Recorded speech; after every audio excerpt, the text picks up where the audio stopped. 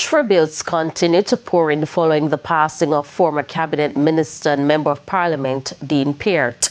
The former politician died earlier this month at the age of 77. Mr. Peart represented Northwest Manchester in Parliament and held several cabinet portfolios during his political career, including Labour Environment and Lands and Local Government. He also served as Mayor of Mandeville, where he earned a reputation as a committed constituency representative and grassroots politician. Is shaped by leaders who influence the direction of their communities. Whether one knew him as councillor, mayor, cabinet minister, member of parliament, or simply as Deanie, there is little doubt that he devoted much of his life's work to the advancement of Manchester and to the people who placed their confidence in him. On behalf of the Grovetown Division, we extend our deepest sympathies to the bereaved families and friends, especially my colleague over there, and keep strength, and I'll be praying for the family in your time of mourning. Deanie loved his people. Deanie identified persons by name and face. Deanie one of them politicians, when he comes to Greenville, my community, Deanie park his van up beside the community center. And if you see his van there, don't expect to see Dean Alexander Peart at the community center. Him walk on foot, him gone all about. And he didn't walk with like a bodyguard or any protection. Didn't walk going to anybody's house. He sat, he drank out of the enamel mug, he drink the coffee. It's time for a break. Stay with us. More stories when we return.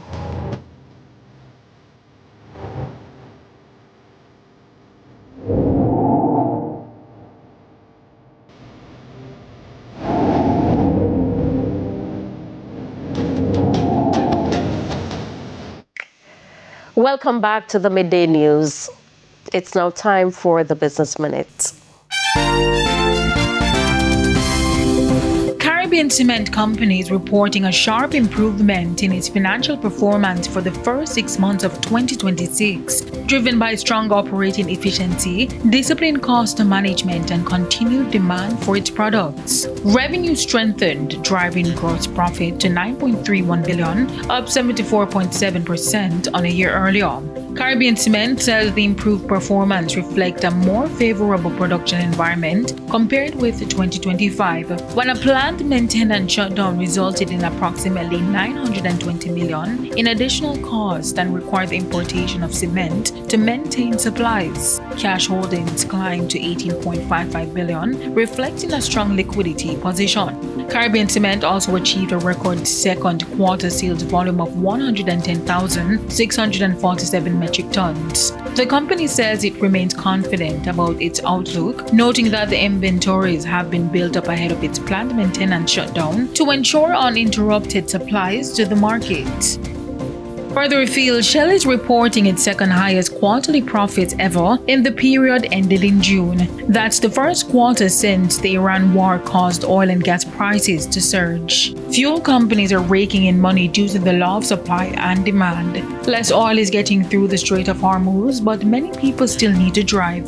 That makes fuel that is available more valuable and enable gas companies to charge more for it. Shell's not the only one doing so. Oxfam International reports Chevron, BP, ConocoPhillips, Exxon, and Total Energies have also reported profit off the war. And that's it for the Business Minute. I'm Antonia Atkinson. Time now for the top stories from around the world. In the region, Guyana's opposition leader, Azruddin Mohammed, is urging the government to salvage the sunken MV Barima, saying survivors and victims' families want the vessel recovered to help bring closure. More than 30 people remain missing after the ferry sank off Guyana's coast. Now, Mohammed claims the government is reluctant to raise the vessel because it could reveal mechanical failures. The government says it is considering local and international offers of assistance, but will be guided by the wishes of the victims' families.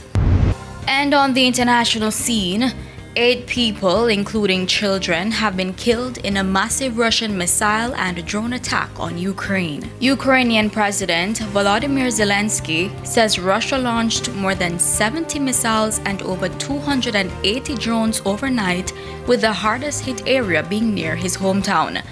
The strikes came just days after Zelensky met with US President Donald Trump in Washington, where he pressed for a license to produce Patriot interceptor missiles, which he says are vital to Ukraine's defense. And those were the top regional and international stories. I'm Aaliyah Bryant. We take another break. Sports is next.